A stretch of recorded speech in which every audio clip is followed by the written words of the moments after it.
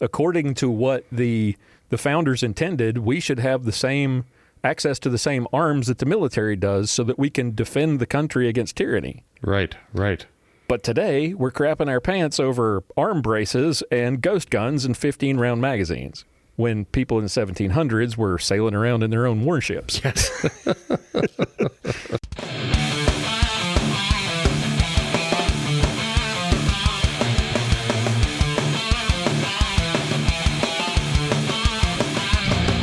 Bringing you law, gospel, and guns. This is Armed Lutheran Radio.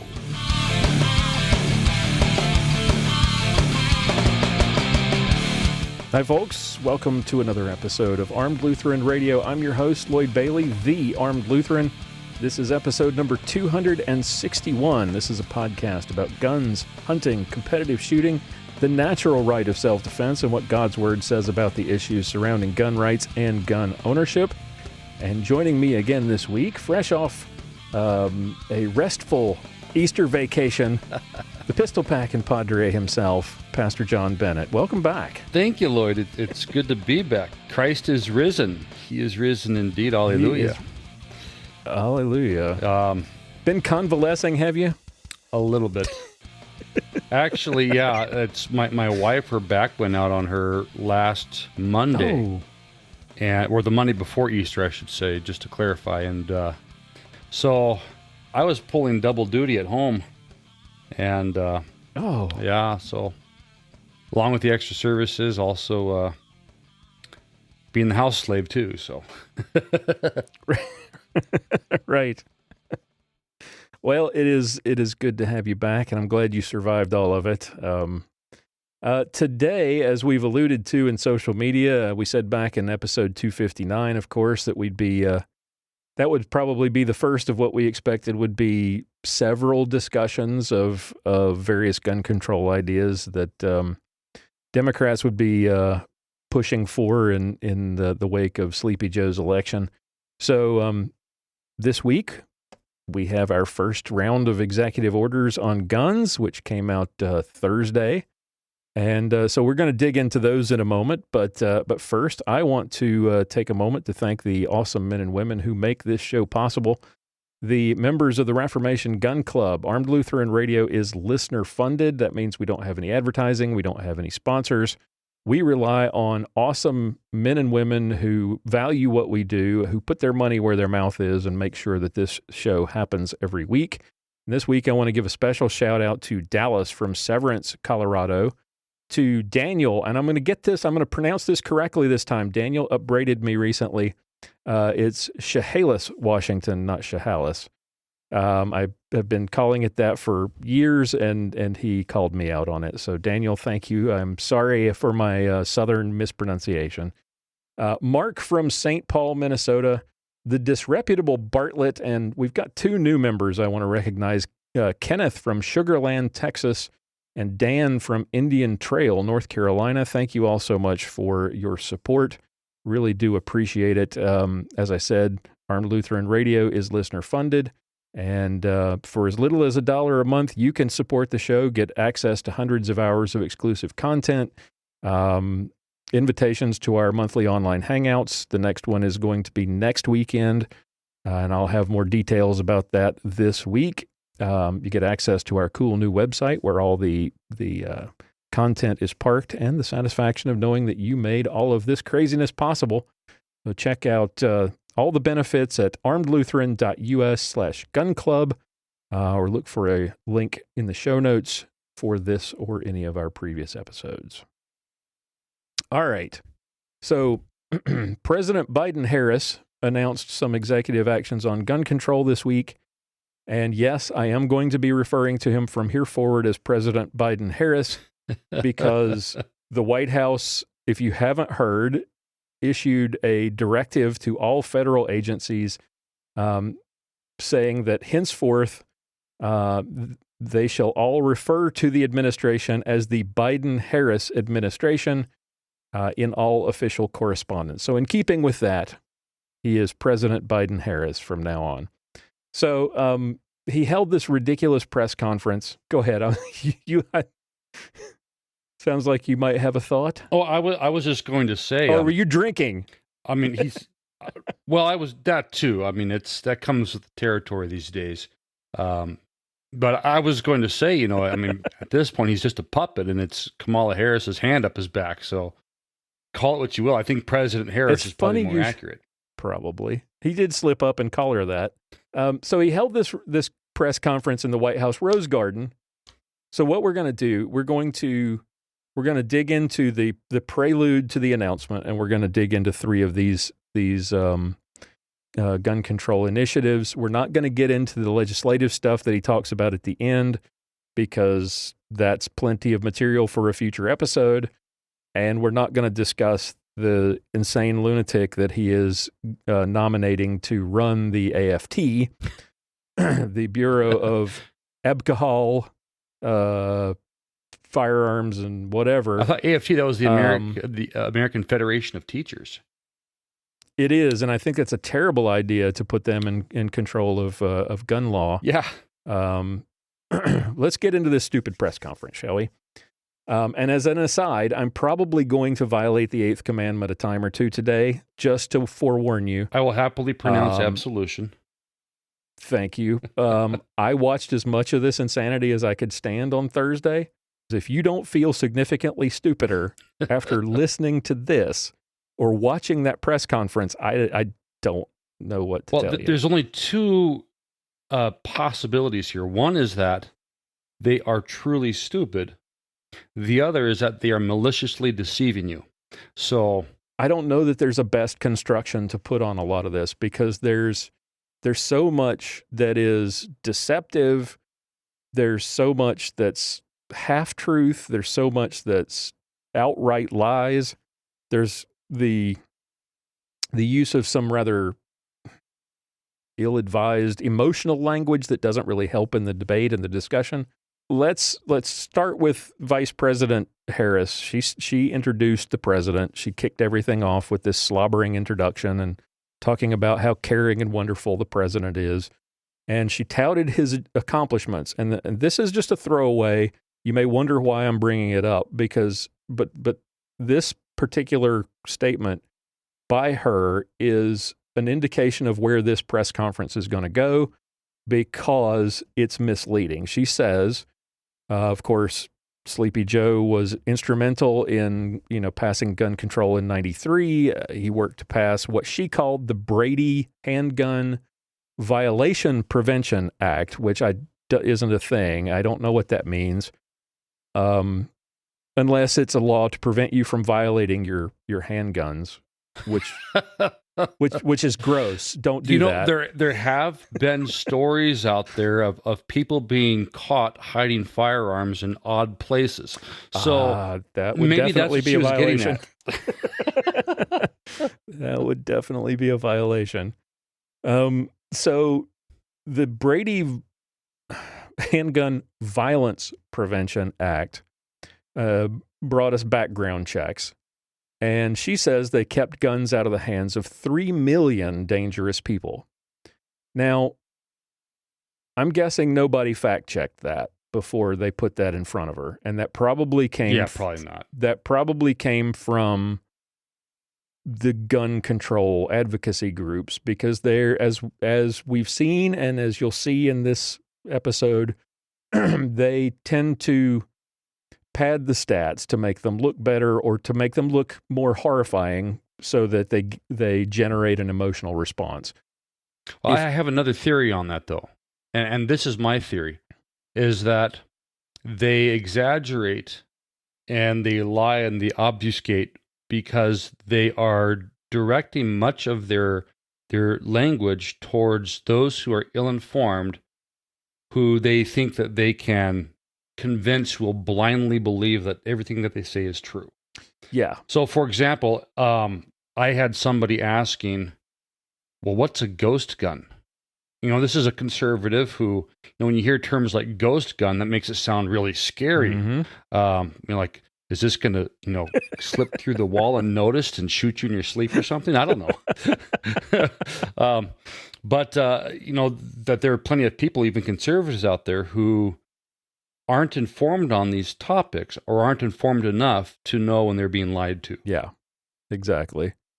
And if you noticed during the speech, he kept saying things like, "You may not know this," right? so as to say, I'm going to fill you in on the facts. And the facts aren't, I mean, there's lies, damned lies, and statistics, right? So we're going to see a lot of this kind of stuff in this speech. And this is right off the bat, the first one. And all you had to do was do a little Googling to find the FBI's website, where they will show you how many people have been denied and for what reasons since 1998, when the background check system started. Right up to March 31st of this year, that number is 1.9 million, not 3 million. Keep that in mind. Right off the bat, we've got the first lie. And as with everything else you'll hear from politicians or on the issues of gun violence or violence related to firearms, I hate gun violence because it makes it sound like the guns are acting by themselves. Tucker Carlson recently said this is the most deceptive, the most dishonest debate in all of politics, is the debate surrounding guns. And this press conference, I think, proves it. So we'll get on to President Biden-Harris. He says they're taking steps to confront a quote-unquote gun crisis. He calls it a public health crisis. Well, they used COVID as a public health crisis to get people to wear masks on their face and to stay locked up in their houses for a year. So, if he makes it sound really scary, then maybe he'll convince some of those who are in the middle to, oh, really? This is really scary. Yep. Well, we've got to do something about this. Yep. This is that sort of loaded language that we've started to hear. He uses throughout the press conference. He refers to it as an epidemic, and I think you're right. I think he's building on that fear that the media and the left have stoked for over a year now about the pandemic and about this health crisis, this actual health crisis. And now, if you can make it sound, if you can use those same terms, you can make gun violence, gun-related violence. I guess I'm just going to have to say gun violence. I'll do it repeatedly and have to correct myself, and it's a waste of time. So gun violence is something that, oh my gosh, it could happen to you. It's, if you just walk out of your house, you could be exposed to it. When the real truth of it is that that it's very localized. If you look at the definition of the term epidemic, that doesn't fit, does it? When you're talking about gun violence? Not even close. Not even close. An estimated let's use the higher number, an estimated 36,000 firearm-related deaths every year. Now, of those 36,000, 2/3 are suicide, so that brings you down to 12,000. Of that remaining 12,000, between 70 and 80% of those are gang-related. Mm-hmm. So the rest of them, the other 25%, those are cases of self-defense. Those are cases where police have to use deadly force, and that would include your, other types of firearm-related homicide. So much of this seems to be focusing on that 25%. And this is how the legislation is always geared. It's geared to that 25%, as if we can somehow control the lawful, law-abiding gun owner and somehow prevent him from doing anything terrible. We'll just ignore this other 75%. Right. Which, if you ask me, it's kind of racist, because at 75%, where is that happening? It's happening predominantly in minority communities. Right. Yep. And that situation is harder to deal with when you can just go out and say, oh, we'll ban this or that. The things that aren't really contributing to violence, we'll ban that, and we can pat ourselves on the back and say we did something when we really didn't. So right. And at the end of the day, what are you looking at, though? If you aren't involved in gangs, if you don't live in a gang territory area, 3,000 deaths a year is what remains. Yeah. from intentional homicide. Yep. So, And this use of the term epidemic, it fits. One definition actually fits. Now, most of the typical definition, the most common, is related to infectious disease, which obviously guns are not, because if I buy a gun and somebody else doesn't, they're not going to magically grow one. And if I come into contact with somebody who owns a gun who later commits a crime with a gun, that doesn't mean I'm suddenly going to become a mass killer, right? But there's a definition, a third definition of epidemic, and that is widely prevalent. And this gets to what you were just talking about. That doesn't even fit either, because gun violence, as you said, is not widely prevalent. It's prevalent in major urban areas. It's right. You could say that it's an epidemic in Chicago, but it's not an epidemic in Willow Creek, right? It is for deer and pheasants, but not for anything else. So that gets to your point of it's an epidemic, and we've seen, and he'll even bring up the fact that violent crime has increased in the last year, but he won't exactly explain why that's happening. But the next thing he does, and this is where things start to get really infuriating, he just sort of perfunctorily waves off any arguments against his proposals. He says that nothing he's recommending in any way infringes on the Second Amendment. Really? Yeah. He said that all arguments against, he doesn't define what those arguments are, but any argument against his ideas are phony, in his words. So there are no valid, according to Joe, there are no valid arguments against what he's proposing. None. They're all just phony. So right off the bat, he gaslights us by trying to convince you that any reservations you might have, or any reservations that you might read about or hear in media, are phony baloney. Yeah. So for those people who don't really know a whole lot about guns, like you were saying, he is trying to convince them, listen to me, don't listen to anybody else. Right. And then he proceeds to lie for the rest of the press conference after that. Yes. And that is what is so, it is narcissism wrapped in insidiousness. I mean, really, I'm trying to pull all these fancy terms out of my mental thesaurus, but he thinks he's the smartest guy in the room, even though it seems like he just got up from a nap and had his daily Ensure before he went to the podium. Right. And everything about this is so insidious, because he presents this all as, well, I'm concerned for the health and safety of the public. Mm-hmm. And yet everything that he is proposing does nothing at all to mitigate the firearm-related deaths that take place in our country. And if a person believes the statistics, an argument can be made easily for the opposite, mm-hmm. that what he's proposing could, in fact, endanger more citizens. Right. And he says in the speech that that's his most important job as president, is protecting the American people. And yet, none of these proposals would have any measurable effect at all on violence.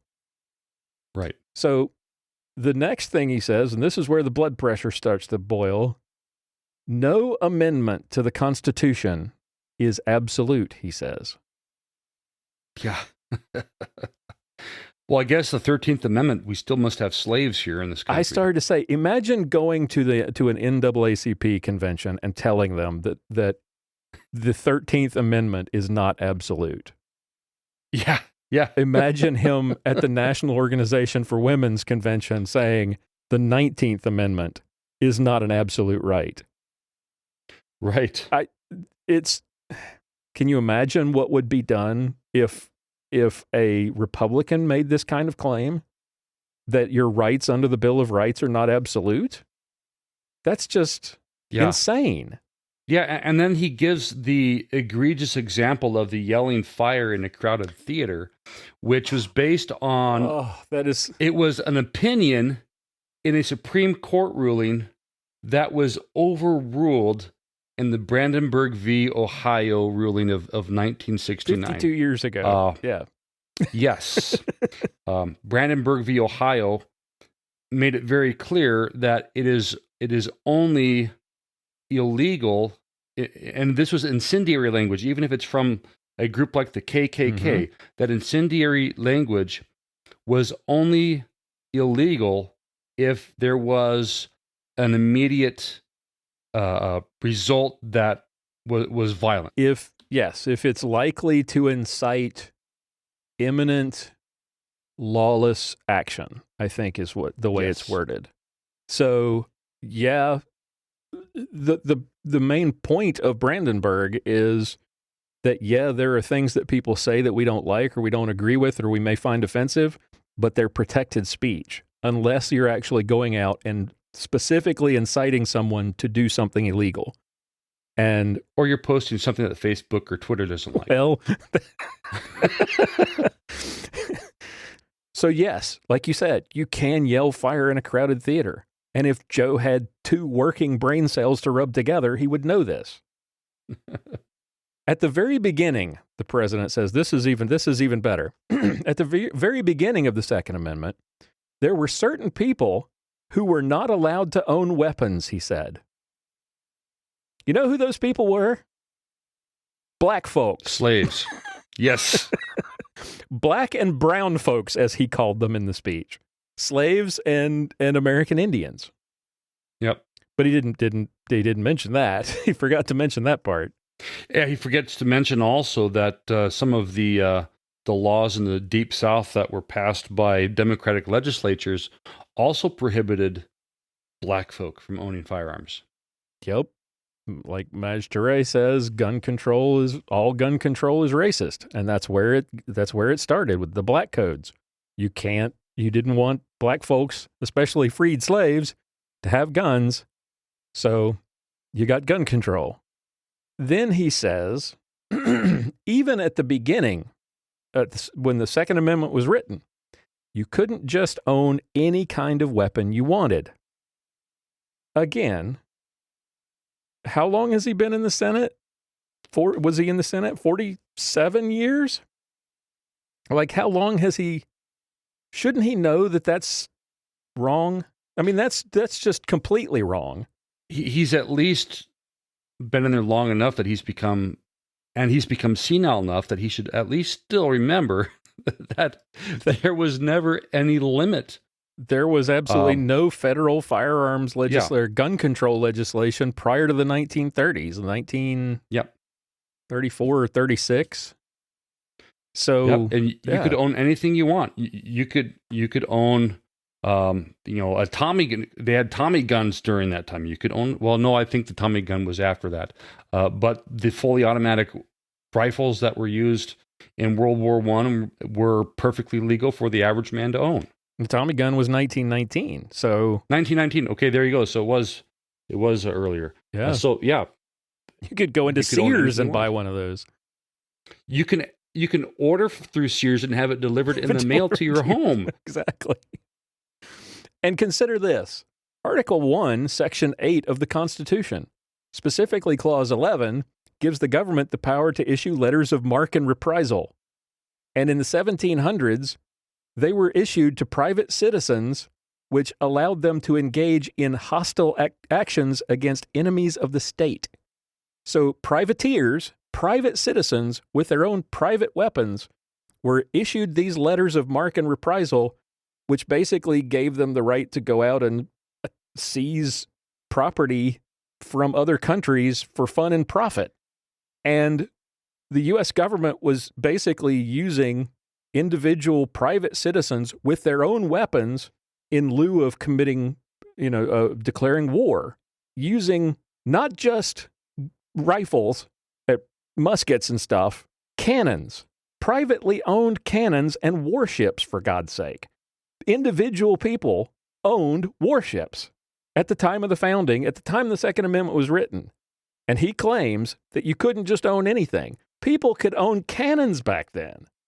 Well, and the crazy part of it is, if we were to be absolutists on the Second Amendment, that means that today a private citizen, if they had the financial capabilities of doing this, should be able to own a nuclear submarine. Yeah. Good luck raising the funds, but yes. Right. You're right. I mean, it's... Yeah. And so, they bring up that argument about, well, a private citizen shouldn't be able to own a bazooka. Well, yeah, actually we should, according to the Constitution and according to what the founders intended. We should have the same access to the same arms that the military does so that we can defend the country against tyranny. Right. But today we're crapping our pants over arm braces and ghost guns and 15-round magazines, when people in the 1700s were sailing around in their own warships. Yes. So is this duplicity or stupidity? You mentioned this earlier. Because does he really know the truth and he's just lying through his teeth about this stuff because he thinks you and I are stupid? Or was he in the Senate for nearly 50 years and still comes out this stupid? I mean, which do you think it is? I believe that his mental faculties have failed considerably. I have serious doubts that he will make it through his first term without the 25th Amendment being invoked. Yeah. But at the same time, he at least seems to be with it enough at this point that he's got to know that it is horse you-know-what coming out of his mouth. I really lean heavily towards this is outright deception. Yeah. Because he knows he can get away with it. Because there are, like he said, you may not know this. He kept saying that over and over. There are enough people out there who are really not well versed in this issue who you can persuade simply with emotional appeals. And that's what most of gun control arguments are. They're appeals to emotion and not logic.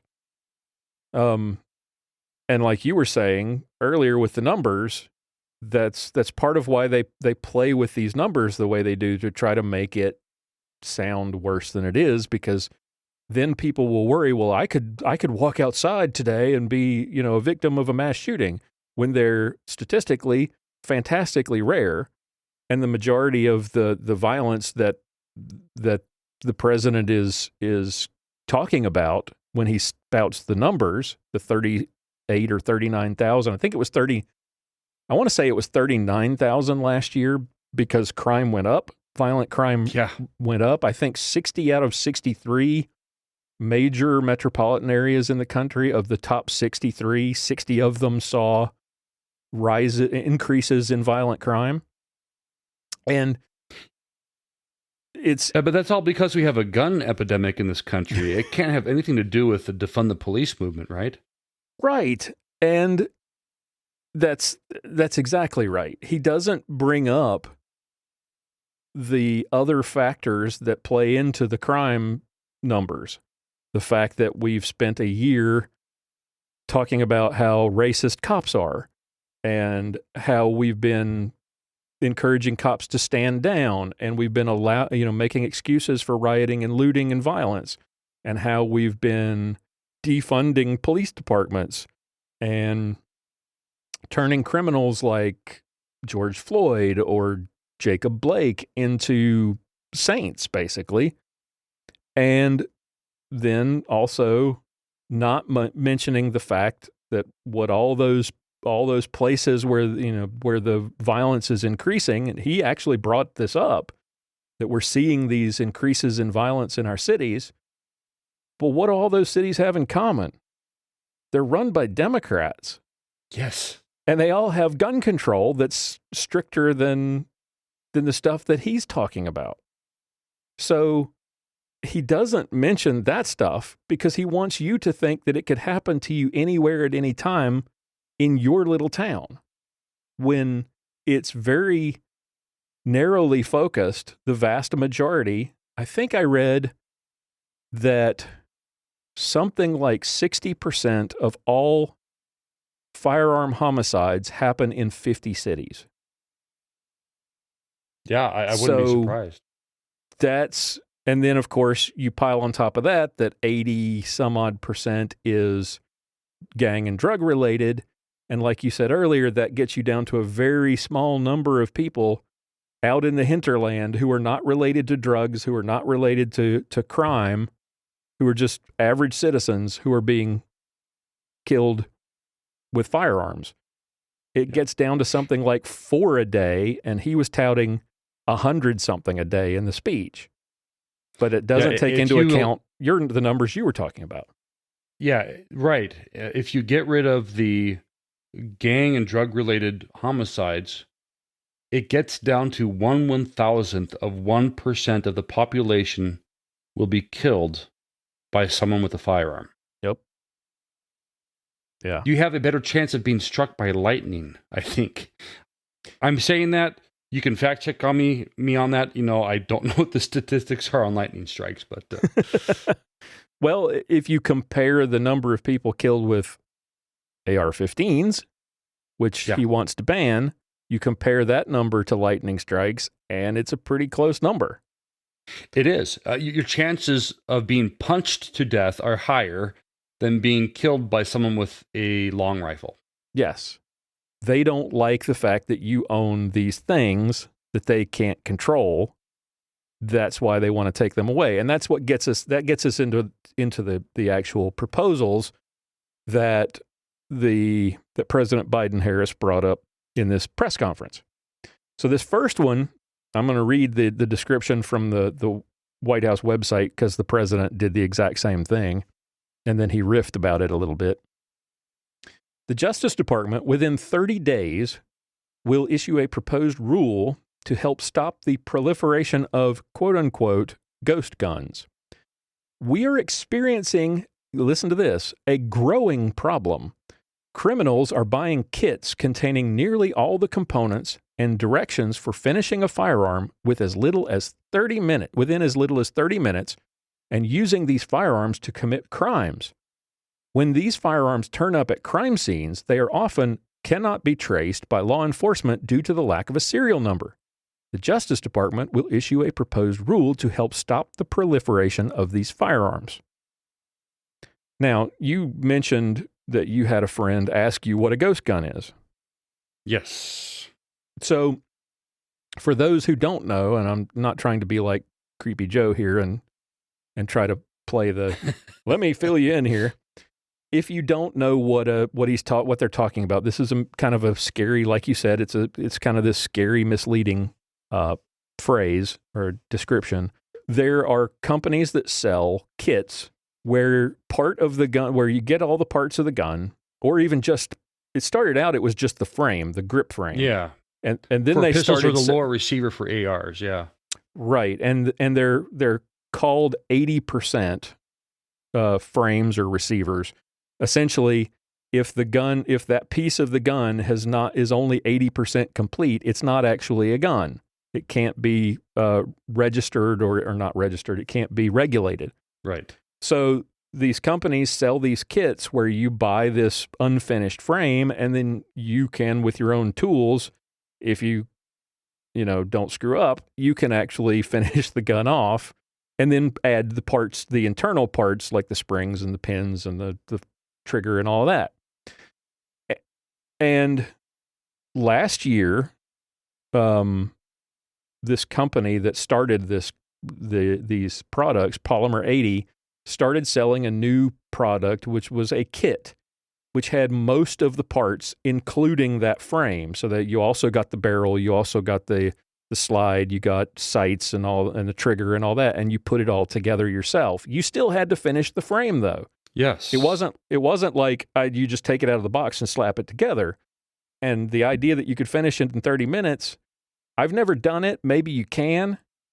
But I would imagine somebody for the first time with just a Dremel tool or a screwdriver or something probably can't do it in 30 minutes. Right. It's going to not do it right. It's going to take you 30 minutes just to get all the parts properly put together around that 80% frame.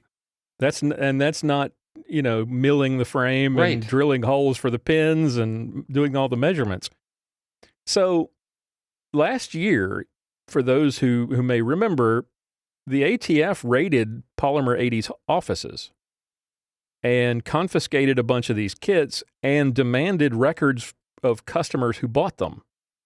So this has been a burr under their saddle for over a year.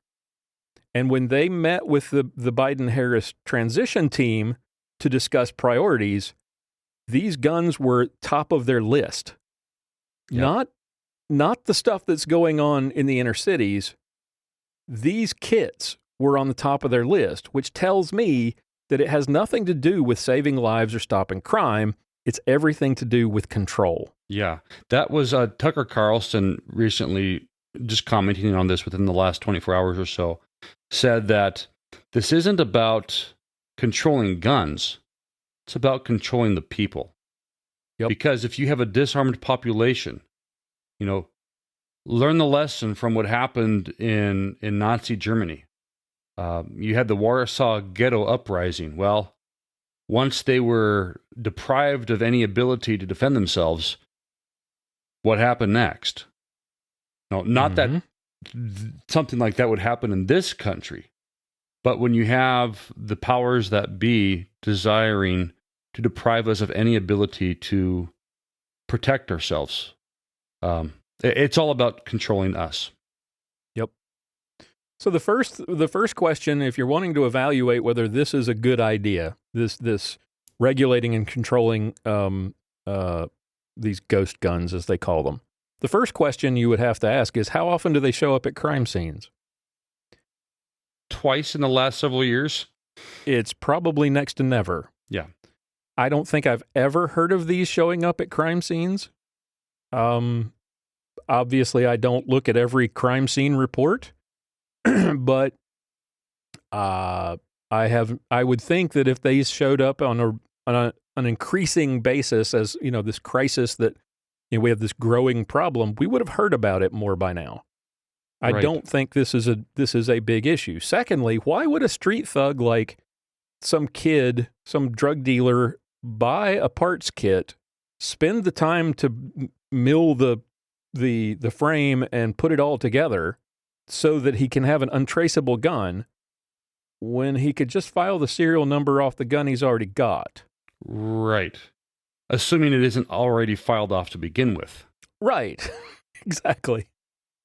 And why build a parts kit gun? Why go to that trouble when you can just get a stolen one? Right. Because we all know that the majority of crime guns are stolen. And I don't know what the street value is of a stolen gun because, well, all my guns are legally owned and I've never inquired about it. But I've looked at, just out of curiosity, the cost of building one of these kits off of the Polymer 80 kits, just because I still don't care terribly for the Glock grip angle. Right. But it's about the same price as buying a new Glock. Yeah. Once you buy the full kit and all the parts, you're basically buying a new gun. Right. That isn't finished. That isn't even finished, right? So you might save a little bit of money, but you're going to have to spend the time to actually try to finish it. And if you do it wrong, it's not going to work. Yeah. The most important question, I think, though, is since most criminals don't buy their guns legally, how many crime guns are actually traced back to the criminal using the serial number? I'm going to think that number's got to be fantastically small. Yeah. They may be able to, if they recover a firearm in a crime, be able through ballistics to connect other crimes to that firearm. Mm-hmm. But chances are they won't even be able to connect that firearm to the person who used it. Nope. Now, we've seen in some of these mass shootings where they've figured out where the gun came from. But guess what the problem is there? The reason that they can trace it through the serial number is because that mass shooter passed a background check. Yes. And 9 times out of 10, these mass shooters probably shouldn't have passed that background check because the system failed. Correct.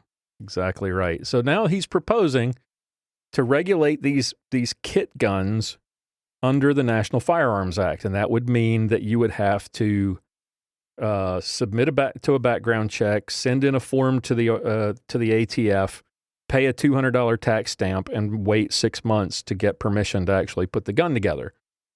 But that, I don't understand how that would work.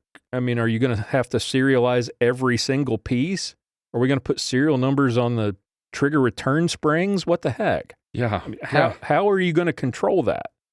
And what if they do buy the frame kit and then buy the parts from other places? Are they going to make every machine shop in the country into a federally licensed firearms manufacturer and regulate them under the NFA?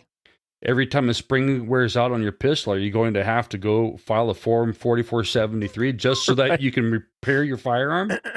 Right. And assuming somebody tells him how asinine that whole regime would become, because you can't possibly serialize everything and control every source of every part, what about 3D printed guns? Right. Because 3D printed frames are already a thing. And that genie is way out of the bottle. There's no stopping that. So are we going to suddenly make 3D printers into NFA items? Yeah, and the technology's come so far now that you can make a frame that is made out of a metal alloy of some sort with a 3D printer. I don't know how much the printers cost. I'm not interested in investing in something like that.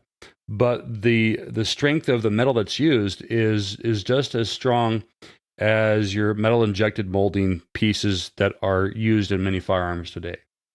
So how are they going to control that? I have no clue how they're going to do that. I don't think they've even considered that. All this does is it makes felons out of hobbyists. Yeah. Out of people who are not involved in crime in any way. Yes. And not contributing to the epidemic of gun violence. Well, and the attitude of so many of these gun control advocates is, well, how do we know you're not going to commit a criminal act? In other words, treating every citizen as a potential criminal. Right. What was it? There was an episode we did several years back where the lady who wrote the article argued that the idea of a law-abiding citizen is just everybody's law-abiding until they're not. Yeah, yeah. So we got to treat everybody as potential criminals when it comes to guns. Well, here's the question. I have an 80% lower that I purchased a while back. Because I own that now, will this law make me a felon because I haven't properly registered that with the AFT? Well, right. Well, and here's the other thing that Biden doesn't mention, that it's already against the law to build an unserialized gun and then sell it. Yes. That is illegal under federal law. So the people who are doing these things, who are building these kits, who are building 3D guns, they're doing it, like you said, it's a hobby. They're doing it for their own personal use. So this is pointless. Not only does it not address the problem of crime, despite the fact that he claims in the statement that this is a growing problem. It's not. It's not even a problem at all. It doesn't address in any way the actual problem, and it creates criminals out of people who are not threats. Correct.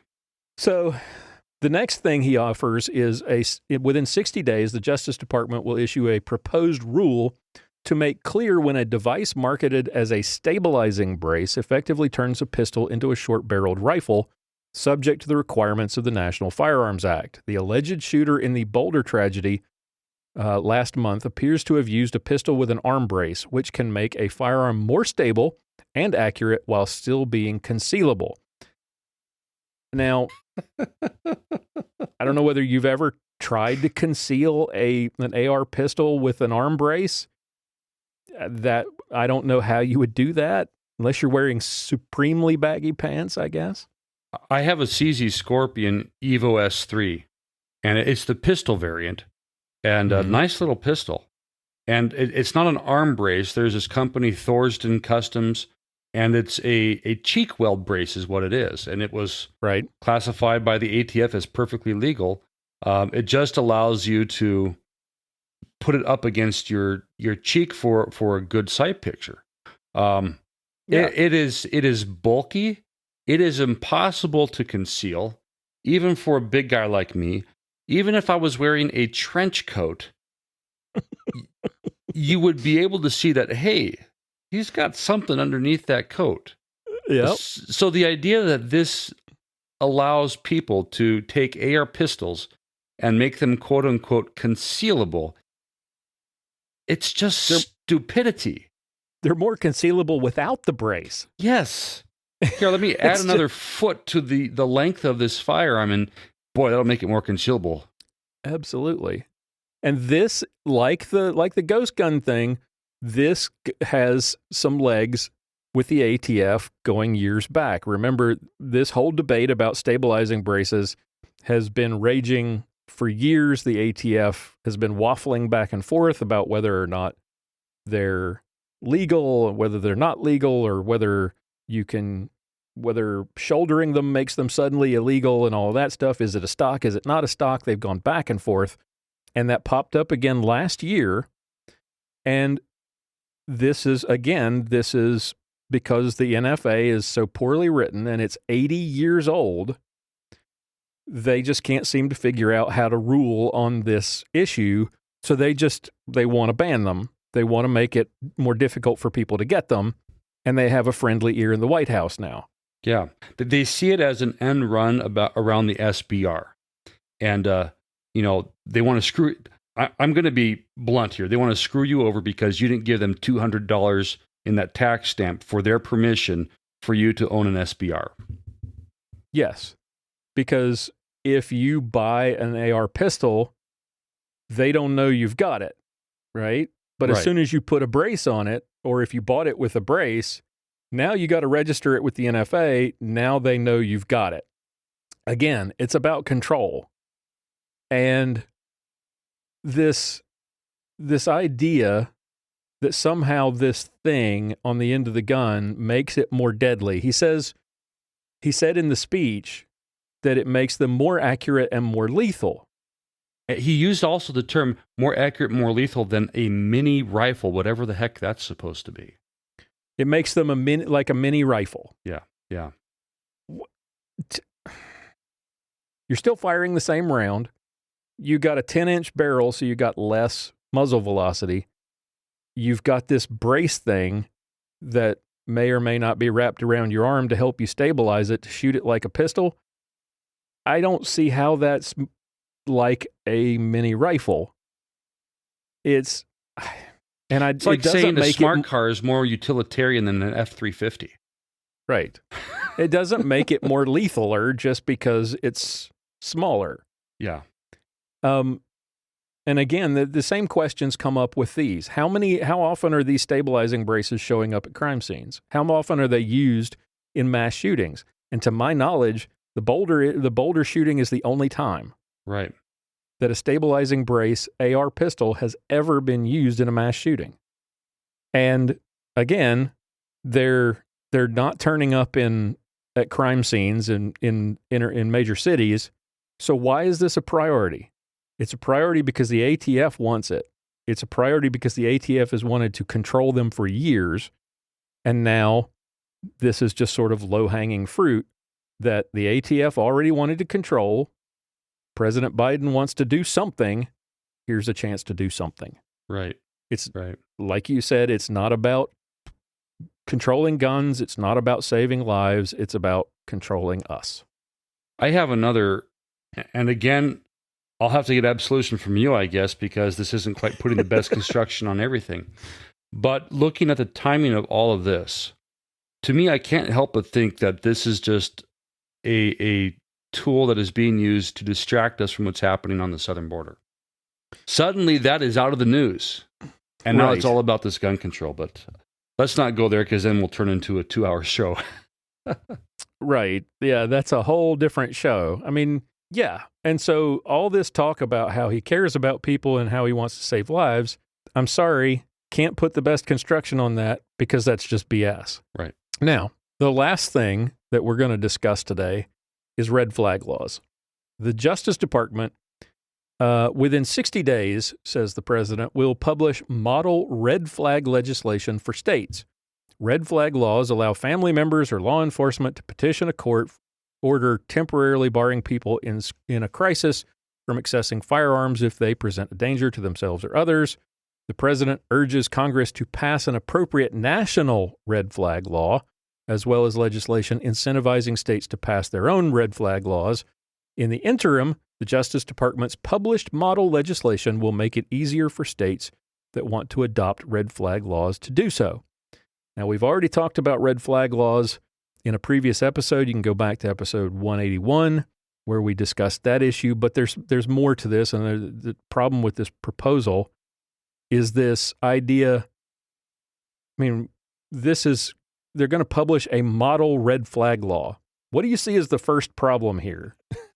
The first problem is it's pretty clear their intention is to seize firearms in any way that they can. So the problem that I see here is a outright violation of due process.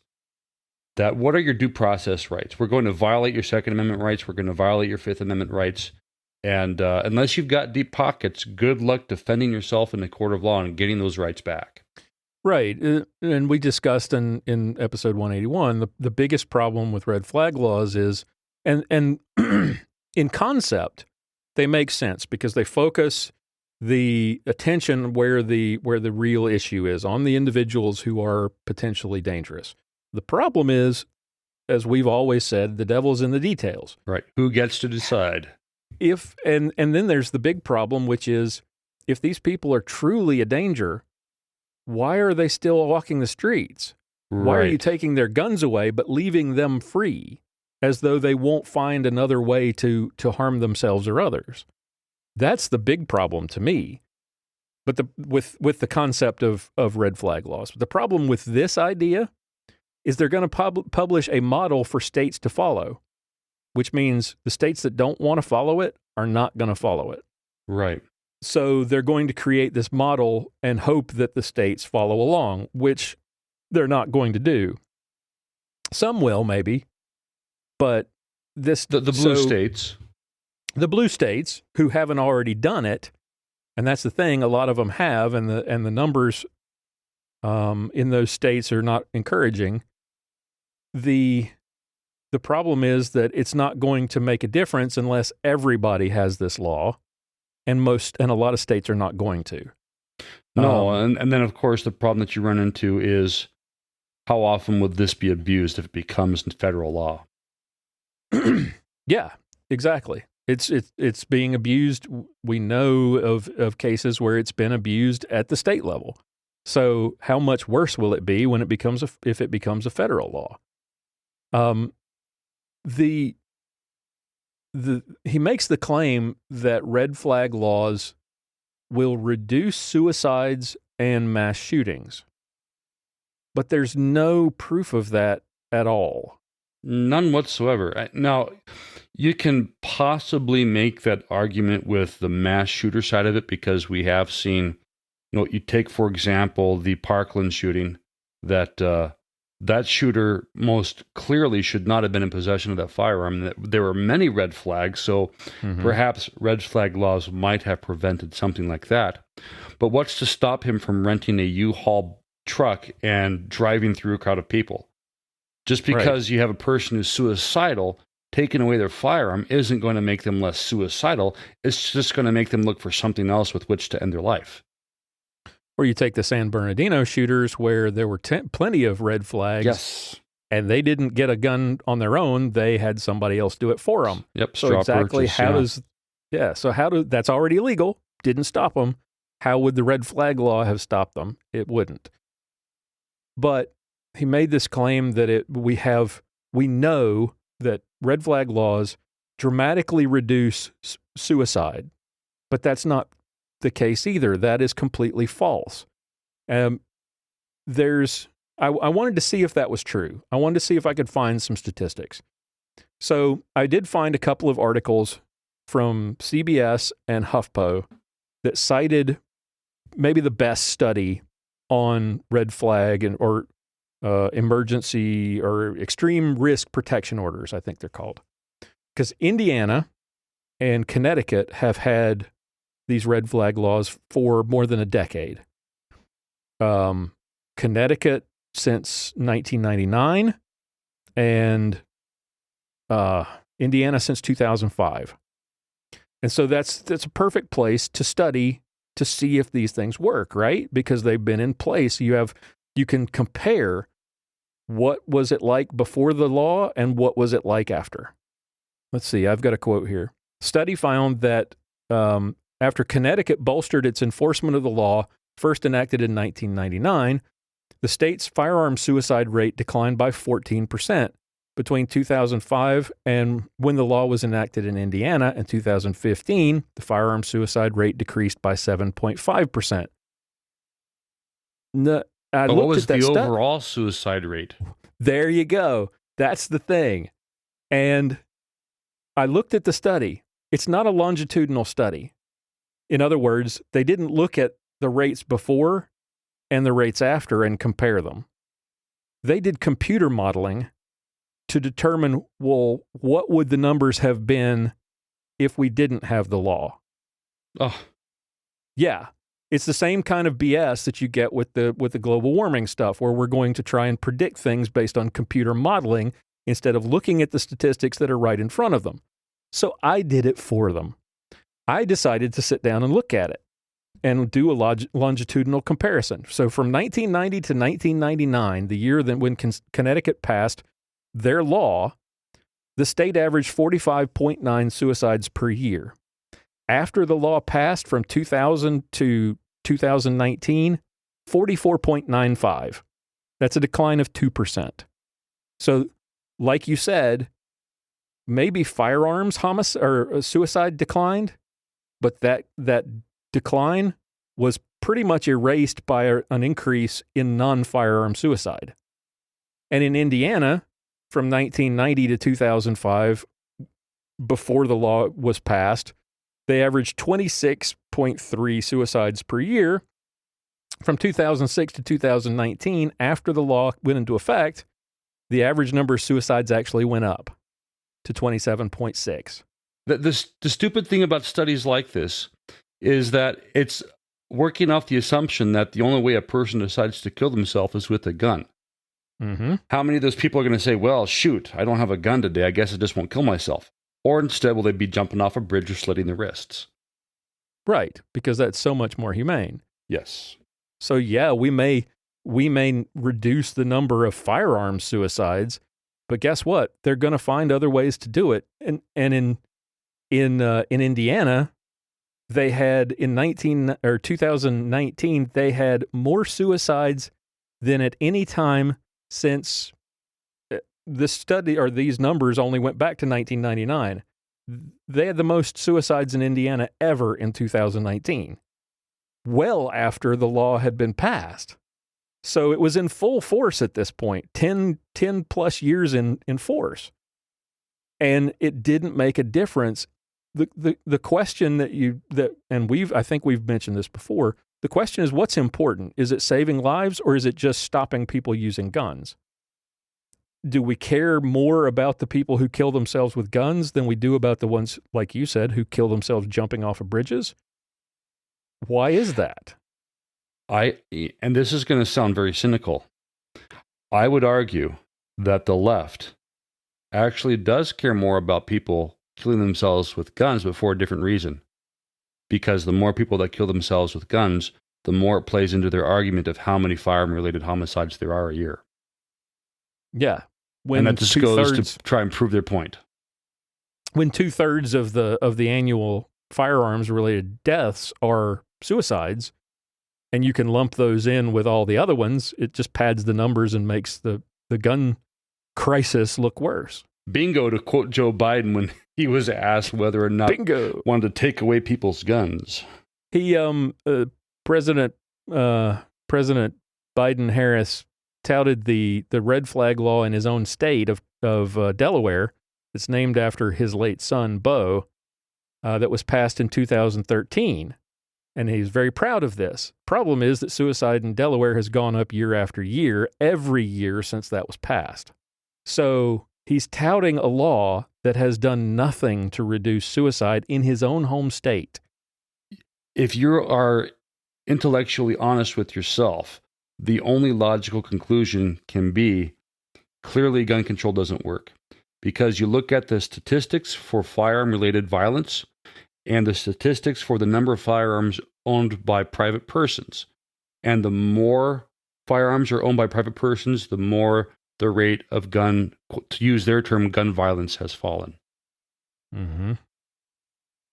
And so if you care about reducing gun violence, encourage people to buy firearms because that's what the statistics bear.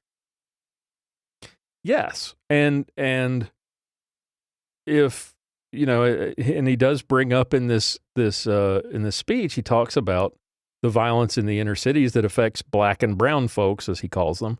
That's his words, not mine. He talks about how they're affected by violence all the time. Well, maybe put people in prison and keep them there. Yeah. Maybe do something to stop cash bail. Maybe do no cash bail. Maybe do something to stop denigrating police officers and maybe help fund putting more police on the streets. But we can't do that because that goes against another narrative that the administration and his party have been pushing for well over a year. Those are proven ways to actually reduce crime and to reduce violence. But we can't do that. We can't. Remember, the 1993 Crime Control Act or whatever, or 1994, the one that Biden helped or sponsored, put tons of black folks in prison, right? Yes, it did. And crime went down. Yeah, amazing how that worked. When you put criminals in prison, they actually don't commit crimes. But now he's disavowed that his own legislation as being racist and wrong-headed, and now crime's going the other direction. So now you've painted yourself into a corner because police are evil and we can't put black criminals in jail because of institutional racism or whatever. So now you've painted yourself into a corner where you can't actually do the things that are most effective at stopping violence. No, instead you just try to lie your way out of that corner. Yeah. Like claiming that the Brady ban reduced mass shootings when it didn't do anything whatsoever to do that. And in fact, the Columbine shooting, one of the most famous school shootings that there has been, because it was really the first, at least the first in our lifetime, happened during that era. So, Guess it didn't work. No, but we can't admit that. So, and then the last thing I made a note of, he mentioned at the end how gun violence costs the American people $280 billion. And he repeated it for emphasis, $280 billion per year. And then I thought that was ironic and kind of rich coming from a guy who spent $6 trillion and he's only been in office for like 2 months. What does he care about? What does he care about $280 million?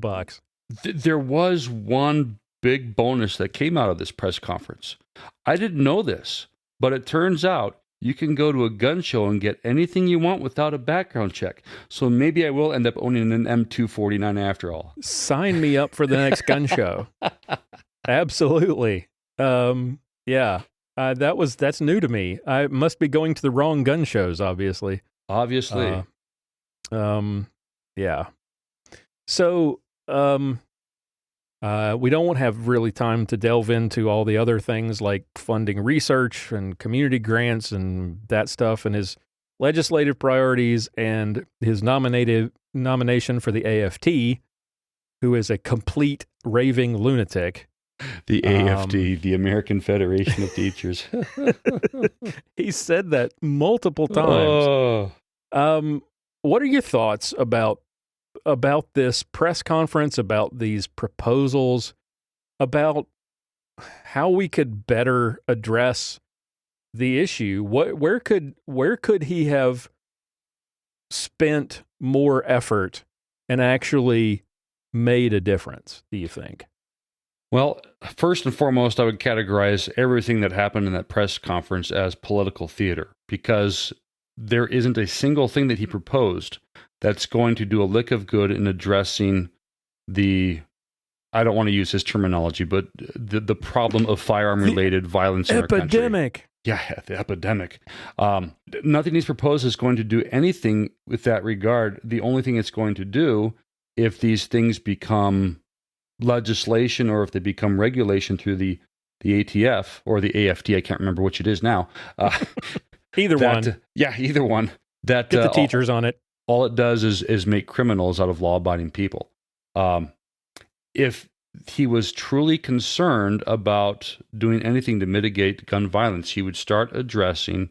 No, you can't address suicide. I mean, yeah, you could address mental illness, maybe pass some sort of legislation that provides mental health care for free or low cost to people who don't have that through their health insurance. Maybe that might do something to mitigate suicide. But for the rest of the quote-unquote gun violence, still unwilling to do anything to address gun violence in the inner cities, gang-related, drug-related gun violence. We've talked about this many times before. The rate of single motherhood within the African-American population, it's something like 80%. 80% of children grow up in a single-parent home. There's no father in the home. I cannot help but believe that some of these problems could be mitigated by there being good father figures, if not in the home, within the community. Start community outreach programs. Provide options for these young men to keep them busy with their life other than getting involved with a gang. But if you do that, then suddenly you're a racist because you're identifying these problems of violence as happening in communities other than white communities. Right.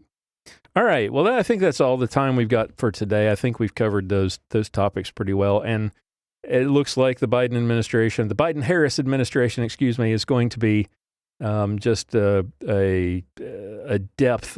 great depth of topics for future conversation. Yes. So we're back. We're just a few months into a four-year you-know-what show. So yeah.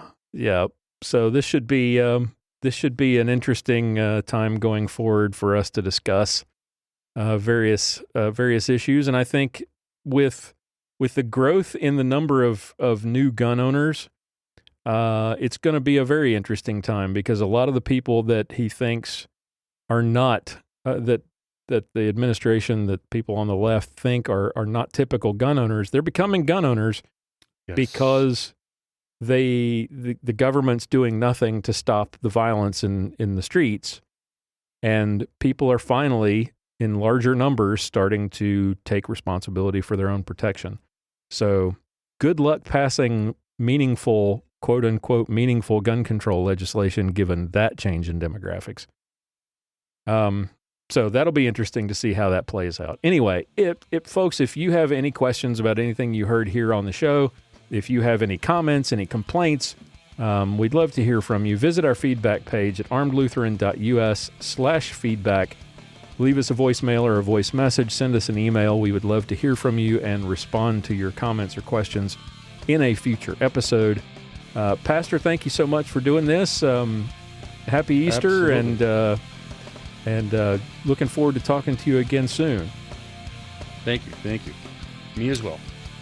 And folks, be sure to tune in next week. We'll have another variety show with content from our entire cast. Until then, keep shooting, keep praying. We'll talk to you next time. John Bennett is the pastor at St. John's Lutheran Church in Willow Creek, Minnesota. For more information, visit stjohnswillowcreek.org. For show notes, be sure to visit our website at www.armedlutheran.us. Check out the Facebook page, The Armed Lutheran, or join our Facebook group, Fans of Armed Lutheran Radio. If you like what you hear, please leave us a comment on our feedback page at armedlutheran.us/feedback or a review on iTunes and let us know what you think. Thank you for listening to Armed Lutheran Radio. a member of the Self Defense Radio Network.